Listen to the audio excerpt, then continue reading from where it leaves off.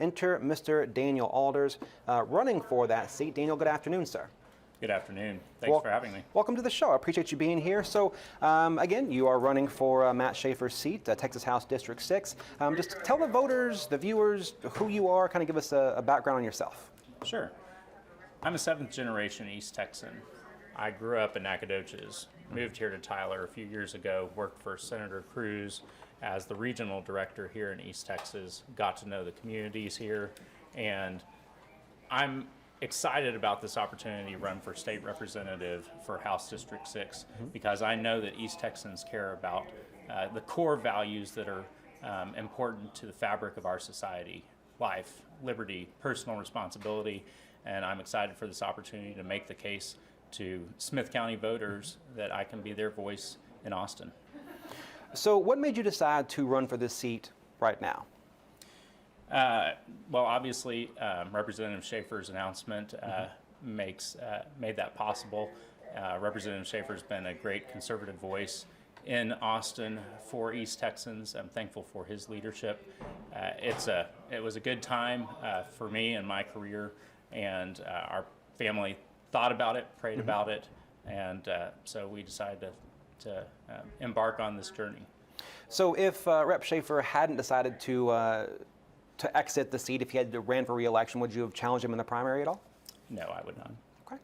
So talk about, of course, we've talked to Mr. Schaefer here on the show several times. We know about his priorities, his passion project, the things that he was very much concerned about in Austin. Talk about how you compare and or contrast Rep. Schaefer.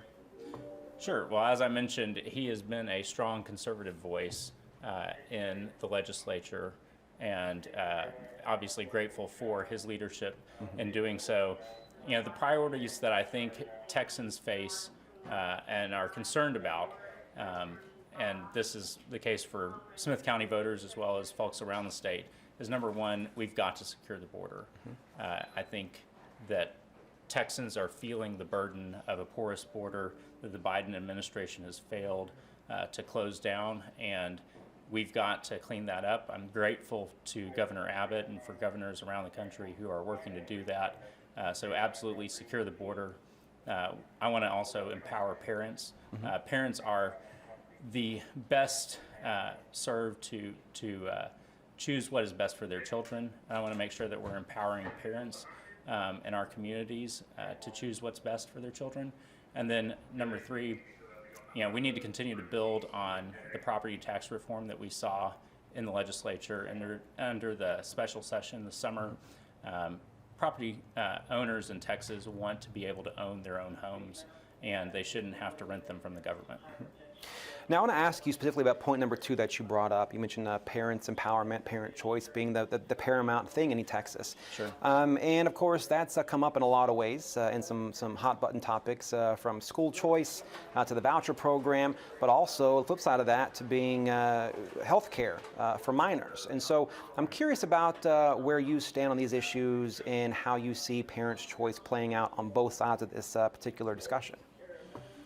Sure. Well, the most important player in a child's life is their parent. And I think that the decision should be left up to the parents, whether it's regarding health care, regarding education.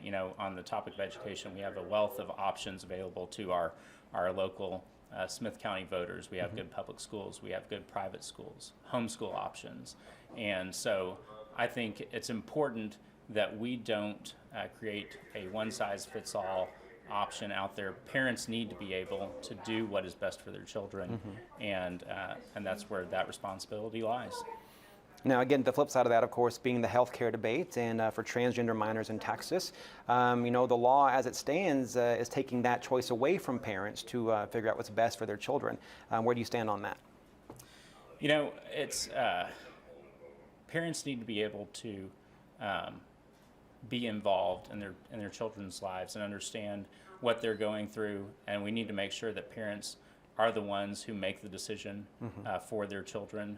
As far as legislation is concerned, I want to use this opportunity to talk a little bit about my governing philosophy. I think it's really important to understand where voters stand on this issue. I think it's dangerous to wade into any territory without being accountable to your voters, understanding that you serve them, being competent on the issues, actually understanding where the parents stand on issues. When it comes to healthcare, you need to be talking to doctors, physicians, patients, and we need to be aware of what the issue is and how the constituents back home feel about that particular issue. And then, I think it's important to be transparent. So, I don't think it's safe to wade into the details of an issue until you understand it and make sure that you are transparent in that process. Okay. Now, you mentioned, of course, talking to constituents, talking to the voters back home for whom you represent in Austin. So this is kind of a bigger question maybe you have an answer for at the moment, which is understandable if so, but how would you plan on structuring that apparatus for communicating with the entire district while you're in Austin? Well, during my time as regional director for Senator Cruz, I spent a lot of time visiting with business owners, visiting with grassroots groups, visiting with organizations and chamber groups, listening. I think it's really important to listen to your constituents, and so as a legislator, I would be committed to doing so in my community. I think it's also important that when you're in Austin and you get those calls from the folks back home on an issue, it's important to take those calls to listen to how they feel about issues that you're facing. Now, you mentioned, of course, your time with Senator Cruz. You were his liaison here in the district for business leaders and people in the local community. So talk about your time with Senator Cruz's office and what you learned there, what you plan to bring from that to this run for District 6. Absolutely. Well, East Texans are the best people. As a seventh generation East Texan, the values that we hold here are consistent across the board, whether you're a conservative grassroots activist, whether you're a business owner here in town. I think that the opportunity to be able to own a business, to raise your family, and to be successful are crucial aspects of what is important to East Texans. I had the opportunity to sit down and to understand those needs and those desires with the folks in the region here during my time with Senator Cruz.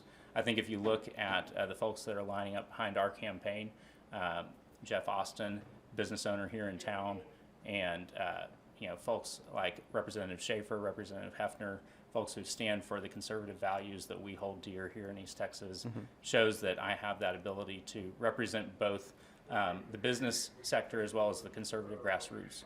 Okay. Let's talk about just the governance side of things, of course. Oh, that's the wrong button, pardon me. If you're elected to District 6 representative, you'll be asked to, of course, draft and pass legislation. So talk about what experience you have in actually the nuts and bolts of drafting laws and drafting bills and getting them passed. Well, I've witnessed kind of how that process works from the staff side of things. Obviously, there's a lot of there's going to be a learning curve there, and I'm looking forward to understanding that. But seeing how it works kind of from the backside of the process, and this will just be another step in the process. And I'm just curious because, we talked to, Senator Brian Hughes, to Rep. Schaefer himself over the years about certain bills that were passed. And of course, once they're passed and they're put into law, then there becomes questions about interpretation and questions of implementation and enforcement. And sometimes these bills have to go back and be rewritten. And because of the language that was used, that was brought up to be too broad or too vague initially. I guess I'm curious about your approach to that and how you would assure that would not be the case with any bills that you happen to write or get passed. Sure. There's never a perfect process, but I think it's absolutely, I think that gets back to that governing philosophy of how you go about the business of legislating, of governing and representing your district. Having the opportunity to, while legislation is being crafted, talk to the folks back home on criminal justice issues, talking to the law enforcement folks who understand how that legislation down in Austin is going to impact their work here in Smith County, I think is a crucial part of it. I'm excited also to have DA Jacob Putman's support in this race, and I know that our law enforcement community appreciates that, and I use that as an example. But I think if you govern in such a way where you're reaching out to your constituents, your voters, the folks who are in the industries, and you understand how specific proposed legislation is going to impact the folks back home, I think you'll help prevent a lot of that where you have to go back and correct. Okay. Now, speaking of Rep. Schaefer, of course, a lot of the bills that he passed and or wrote and then got passed were in some ways controversial. Of course, you mentioned his passion for border control. I think the latest bill that he tried to get through the state house was his protection unit bill. Didn't quite make it through and get to the governor's desk. Also previously some gun control bills that he passed that were fairly controversial on terms of like permitless carry and things like this. So talk about where you align yourself in terms of Rep. Schaefer's positions on things like border control and gun control. And do you find yourself right in line with where he was, or do you differ yourself a little bit at all, or how do you fall in that spectrum of ideology? Well, I think when you look at the border, it's hard to argue whether or not the border is secure. It's obviously not, and there are side effects to that. There are consequences, and so I'm grateful for Representative Schaefer's leadership on this issue. I don't see a need to change how that has been charted. That path has been charted because we absolutely do need to secure the border. It's a priority for, I know, the governor as well as a priority for Texans, because we are feeling those effects here in Smith County. And absolutely, I'm a proponent of the Second Amendment, and so I'm grateful to Representative Schaefer for his leadership on those issues. Okay. Now let's turn to some things that aren't quite as high profile and flash pointy as things like border security and gun control. Are there any priorities that you would bring to Austin that aren't really talked about that much or kind of overshadowed by the bigger, more hot button topics? I'm looking forward to delving in as we begin this process. I want to do a listening tour throughout House District 6 and talk to voters here and see what concerns that they bring to the table. I think that's an important part of this process. I've got a background in agriculture, grew up on a farm, poultry farm in Nacogdoches. Ag issues are an important part of our state's economy, and agriculture feeds and clothes the world.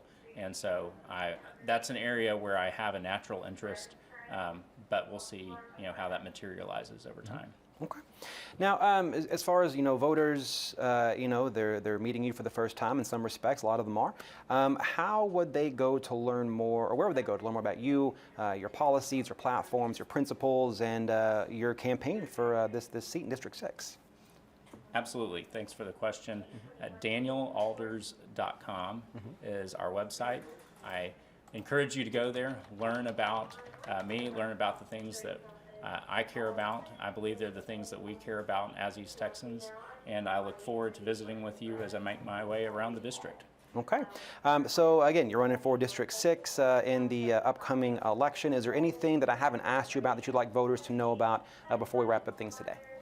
I don't think so. I appreciate it. Okay. Thank you for your time, and again, thank you for your candidacy, and we'll talk to you again very soon. Great. Thank you very much. And again, that's going to be DanielAlders.com, running for District 6 to replace Matt Schaefer, the outgoing incumbent. We're going to have more, of course, on the campaign, the race itself, as things play out. Meantime,